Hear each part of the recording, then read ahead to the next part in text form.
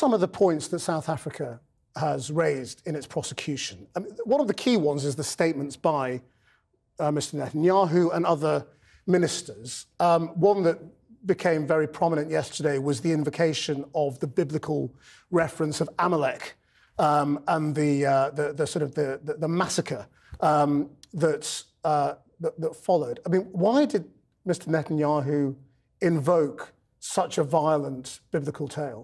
Because if not to prompt a genocide? No. We are committed to destroying Hamas. We are committed to destroying the monsters who perpetrated the bloodiest massacre. So why talk about Amalek?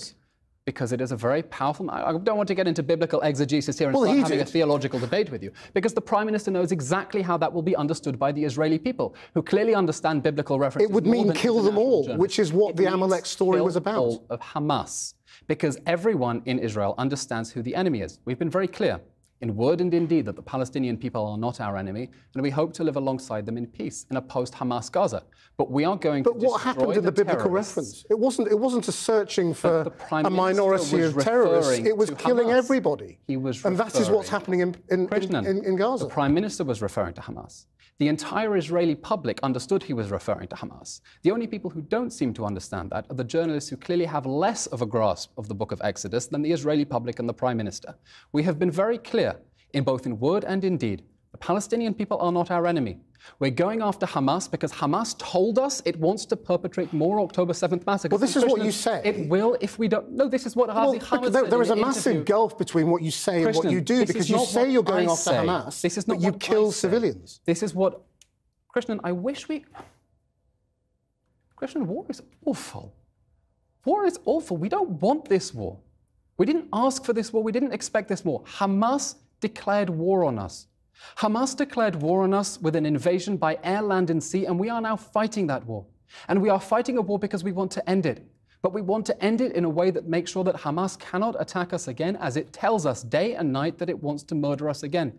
We're fighting to bring back the hostages. We don't want this war, Christian. 350,000 people in reserves is 700,000 Israeli parents who are not sleeping tonight. And there are many people who will accept that and understand that and accept the motivation. But it is the way that you are prosecuting that war that has led to this particular case in the International Court of Justice. No, Christian. It's the fact that South Africa has chosen to align itself diplomatically with Hamas and Iran that means it is now acting as the legal arm of the Hamas terrorist organization. Well, that again is clever rhetoric to basically say South Africa is a terrorist.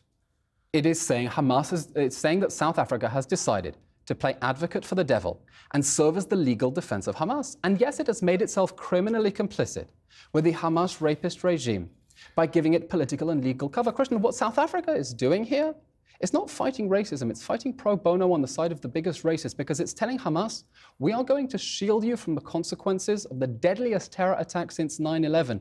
And you can keep going because the international community will tell Israel it has no right to defend itself. How do you explain that video that was played in court yesterday of Israeli soldiers singing about Amalek and singing about the fact that there were no innocent civilians? Question. And in every war, soldiers may perform things for social media that have absolutely nothing to do with the declared goals of this war, and everyone at every level understands. But it revealed their goals. That this goal, and again, you keep going back to this Amalek reference, refers to the destruction of Hamas.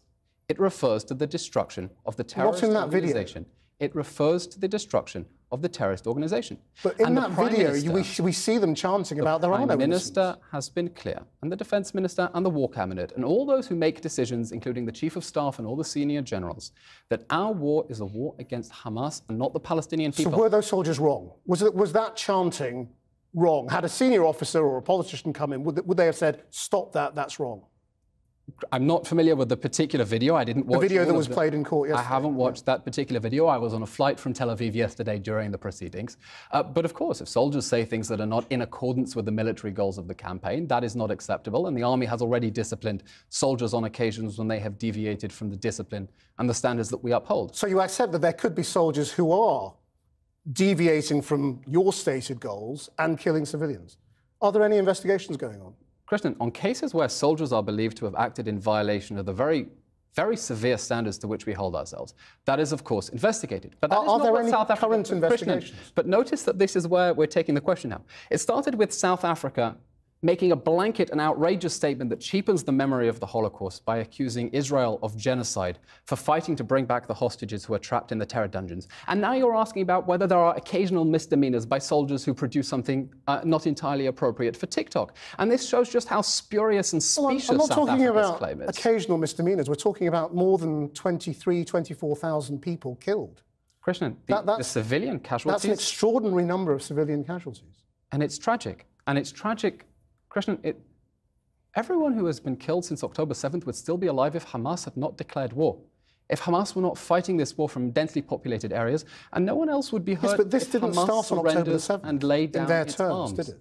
You're right. You know, you can say this would not have happened had October the 7th not happened. They would say October the 7th wouldn't have happened had Israel not occupied Gaza in the first place. I would be very wary of trying in any way to contextualize the atrocities of October 7th. I'm explaining what they would say. I'm not contextualizing. I'm saying trying to work out when this began is a very confusing game.